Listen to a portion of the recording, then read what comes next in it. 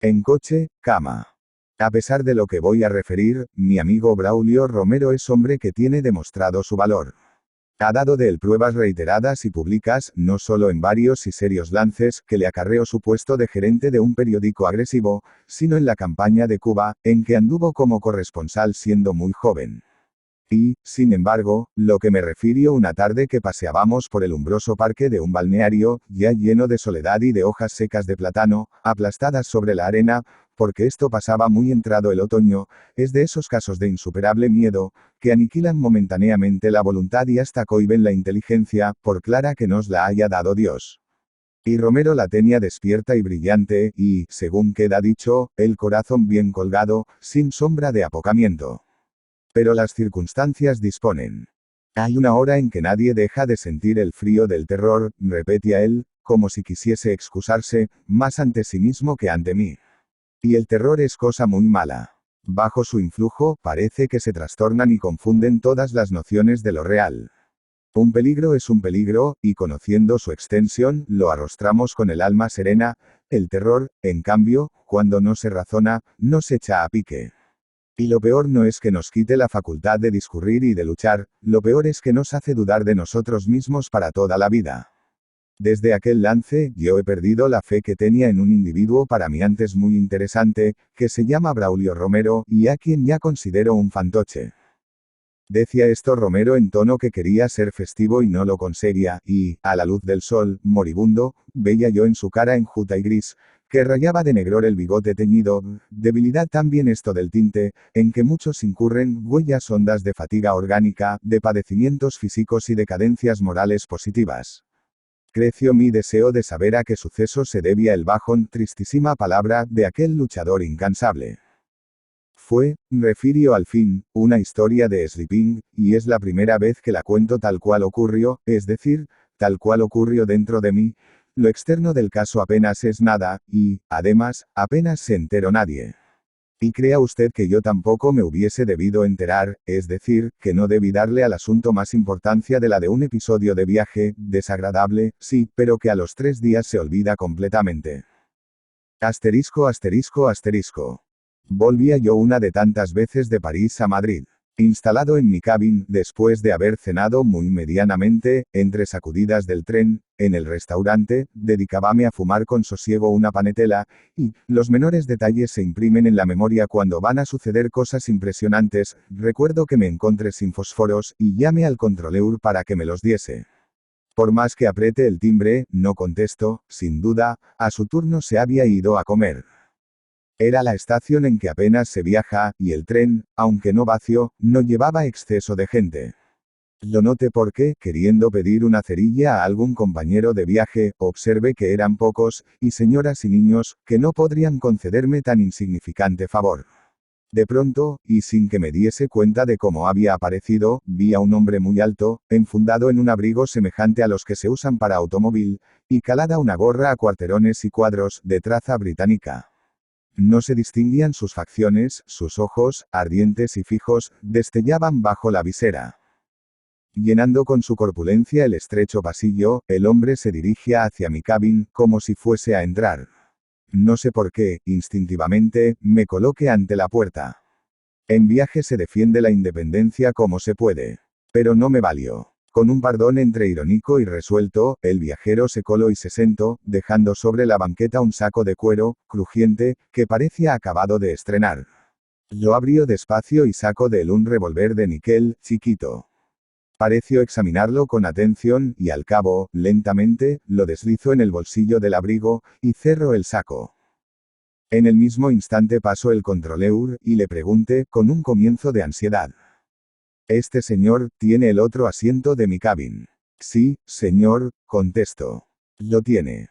«¿Y cómo es?», insistí, «que no le he visto en todo el camino hasta este momento». «Yo creo», murmuró el empleado en el mismo tono confidencial, «que se habrá subido en alguna estación y habrá ido derecho al restaurante, en la segunda tanda. Como el señor comió en la primera, por eso no le vio». Era la explicación satisfactoria, los hechos vulgares, y con todo eso, no pude disipar la sombra que había proyectado en mí la aparición del viajero alto, cuya compañía estaba condenado a sufrir toda la noche. ¿Ha oído usted hablar de una cosa que se llama el shock psíquico? No sé cómo traducirlo al lenguaje común, pero diré que lo experimenté en aquel instante, que se me desquició el alma. Y, vencido antes de combatir, supliqué al controleur, sin decidirme a descubrir mi vergüenza. No me puede usted mudar de cabin. No habrá una en que pueda ir solo yo. Ahora no, señor, contestó aquel hombre, deseoso de complacer, en espera de una propina. A menos que alguno se quedase en el camino. Estaré a la mira. Abochornado, murmuré. Bueno, es igual, un capricho. No tengo empeño. Parecíame que la mirada del modesto empleado se fijaba irónica en mí. Y no era cierto, lo que sucedía es que yo, seguro ya de mi derrota, creía leerla en la cara de los demás. A no ser por esta aprensión, realizaría lo que se me estaba pasando por la cabeza, no entrar en la cabin, sentarme en la banqueta del pasillo. Al fin, vacilando, opté por entrar en el recinto estrecho y enjaularme con el hombre desconocido, mudo como una esfinge, groseramente calada la gorra, sombrío, amenazador. Amenazador, ¿por qué? Me dirigí esta pregunta reaccionando un poco, tratando de recobrar el equilibrio. ¿De qué índole la amenaza? Aquel individuo, no había razón para creer que fuese un loco, y no podía ser mi enemigo, ya que ni me conocía. Un ladrón. Al proponerme la hipótesis, me rezumo el sudor frío de los terrores, no ya indefinidos, sino categóricos. En mi maletilla llevaba yo joyas de alto precio, los solitarios y el colgante de brillantes y esmeraldas que nuestro amigo el marqués de R. enviaba a su sobrina como regalo de boda. Sobre 100.000 francos habían costado ambas alhajas, en una elegante joyería de la calle de la Paz. Pero ¿por dónde iba a estar enterado aquel viajero silencioso de tal circunstancia? Era de suponer, para él, que mi maleta solo contenía utensilios de plata inglesa, ropa blanca, las zapatillas. Y, no obstante, juraría que el taciturno miraba a la maleta de soslayo. Había que decidirse. El desconocido acababa de mandar secamente al controleur, en un francés que sonaba a inglés, que le preparase la cama. Hechas las 2 de la cabin, ocupe la mía. El viajero ya se había agazapado en la de arriba, vestido y calzado. Yo, sin desnudarme tampoco, colgando únicamente mi abrigo y mi sombrero en la percha, me extendí, cerrando antes, con mano temblona, la puerta que nos aislaba, y quedándome a solas con el peligro. ¿Qué peligro? Eso era lo peor, lo ignoraba del todo. A medida que pasaban lentas las horas, ritmadas por el traqueteo del tren, en la oscuridad, pues el viajero había cubierto la luz, me daba a imaginar que tal peligro no existía, que todo era una travesura de mi imaginación. Aquel hombre que dormía encima de mí, cuyo peso parecía agobiarme, aunque ni le oía respirar, ¿quién era?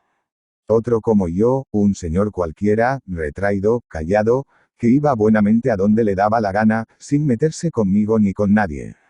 Había sacado un revólver un instante. ¿Y quién no lleva revólver consigo? Yo no lo llevaba en esta ocasión, pero generalmente, sí. Era ridículo, era del género bobo, impresionarse de tal suerte, porque yo me oía el golpeteo del corazón, cosa ignominiosa. A cada instante me incorporaba, procurando no hacer ruido, para observar. Y no observaba cosa alguna, silencio absoluto. Por momentos dudaba de que tal compañero existiese, pues no daba ni una vuelta, como si hubiesen acostado Oli a un muerto. Y sí, en efecto, la muerte, callada. Es sabido que los terrores de la noche se calman al amanecer. Como yo en toda ella no hubiese conciliado el sueño ni un segundo, al clarear los cristales me acometió un sopor. Caí como en negro pozo de olvido. No sé cuánto duraría el letargo, desquite de la naturaleza exhausta. Al abrir los ojos, tardé en darme cuenta de lo pasado. De súbito, recordé, mire hacia arriba. Vacío el estrecho camastro. Oli no había nadie. Mi maleta. En su sitio. Hasta Madrid, que la abrí, no supe que faltaba de ella el regalo de boda del marqués de R. De modo que era un ladrón. Pregunté. Va, respondió Romero. Sí, era un ladrón. Pero si me roba de otro modo y en otro sitio, aunque no soy un ricacho, todo se reduciría a aprontar 20.000 duros. Paciencia. No. Lo que me robó aquel hombre era de más valía, la confianza en mí mismo, las mejores prendas de mi ánimo. Me robo el espíritu. Eso sí que no tiene arreglo.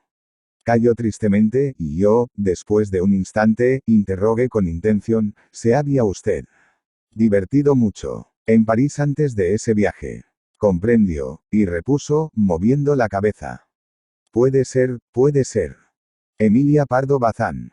Emilia Pardo Bazán, La Coruña, 16 de septiembre de 1851, Madrid, 12 de mayo de 1921, Condesa de Pardo Bazán, fue una noble y aristócrata novelista, periodista, ensayista, crítica literaria, poeta, dramaturga, traductora, editora, catedrática y conferenciante española introductora del naturalismo en España.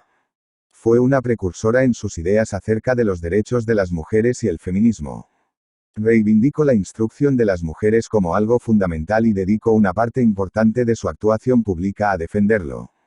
Entre su obra literaria una de las más conocidas es la novela Los Pazos de Ulloa, 1886. Pardo Bazán fue una abanderada de los derechos de las mujeres y dedicó su vida a defenderlos tanto en su trayectoria vital como en su obra literaria. En todas sus obras incorporó sus ideas acerca de la modernización de la sociedad española, sobre la necesidad de la educación femenina y sobre el acceso de las mujeres a todos los derechos y oportunidades que tenían los hombres. Su cuidada educación y sus viajes por Europa le facilitaron el desarrollo de su interés por la cuestión femenina.